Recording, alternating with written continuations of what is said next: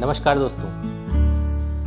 दोस्तों, कई बार बहुत सारे लोग मुझसे ये प्रश्न पूछते हैं कि हम कोई काम कर रहे हैं तो हम ये कैसे पता करें कि हम वो काम ठीक कर रहे हैं, सही दिशा में चल रहे हैं कि नहीं चल रहे हैं। आखिर इसका जवाब हम कहाँ ढूंढें, किससे पूछने जाएं, कौन हमको मेंटर करेगा।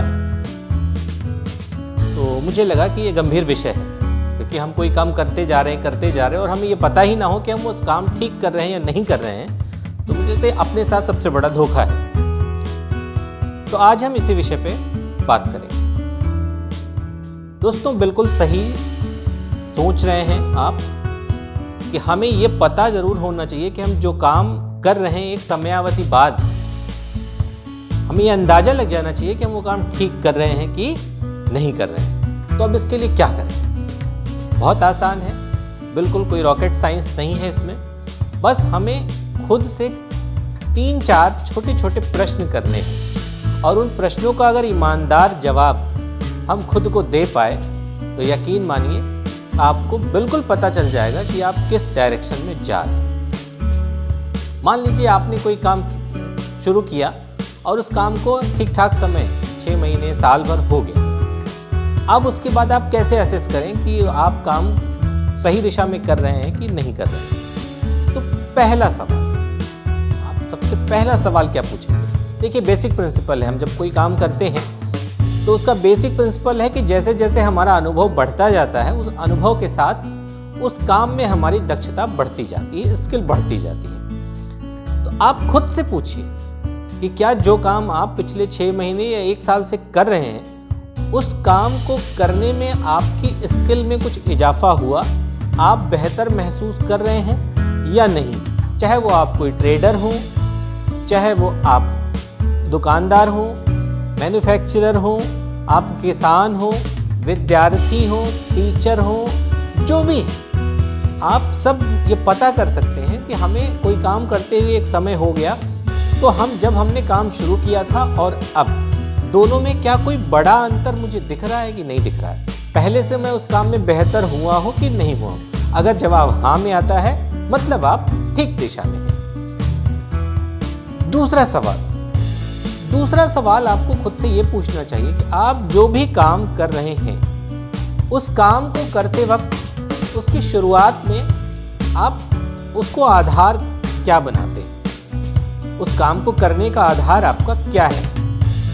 2 चीजें होती हैं, अब आपको तय करना है दोनों में से आप किस आधार पे काम शुरू करते हैं।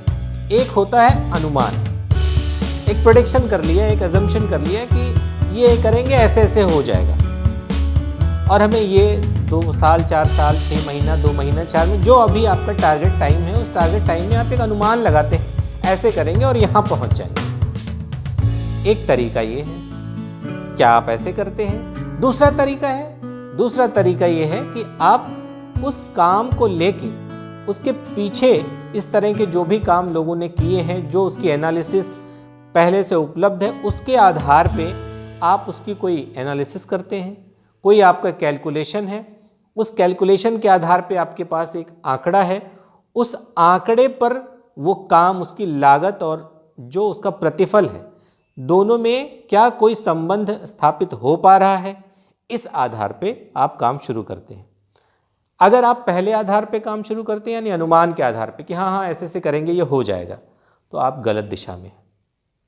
लेकिन अगर आपके पास कैलकुलेशंस हैं, आपने उसको वेरीफाई किया है, पिछले जो काम इस तरीके के हुए हैं उनका एक रिसर्च करी, आपने स्टडी की है, उस स्टडी के आधार पे अगर आपके पास कोई कैलकुलेशन पुख्ता है और फिर आप उस पर आगे बढ़ते हैं, तो मतलब कि आपका डायरेक्शन अमूमन ठीक है।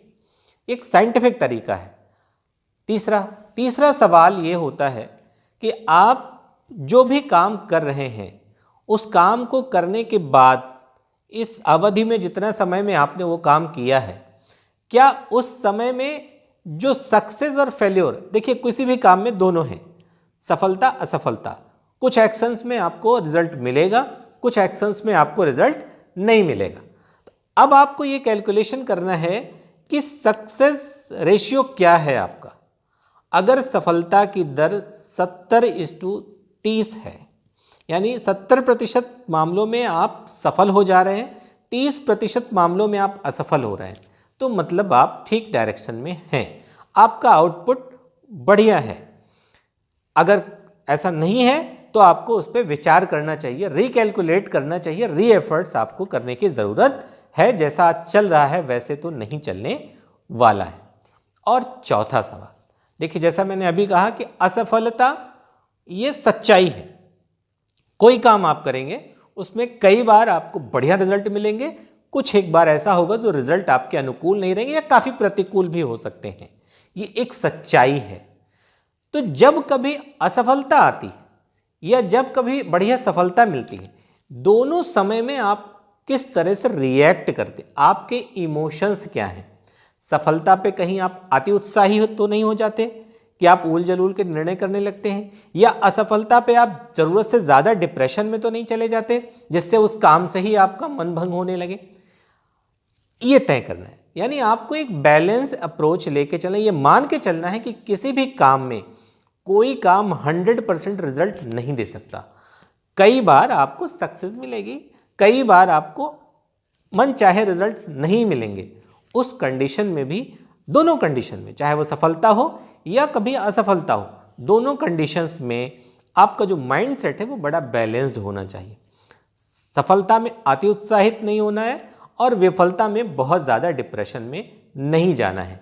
अगर इस तरीके से इन चारों सवालों के जवाब आपको ठीक ठीक मिल रहे हैं तो मतलब आप जो काम कर रहे हैं वो सही दिशा में जा रहा है, और अगर नहीं मिल रहे हैं तो बिल्कुल सही है, आपको उस पर पुनर्विचार करना चाहिए। या तो स्ट्रेटेजी बदलनी है या तो उस काम को छोड़ देना है।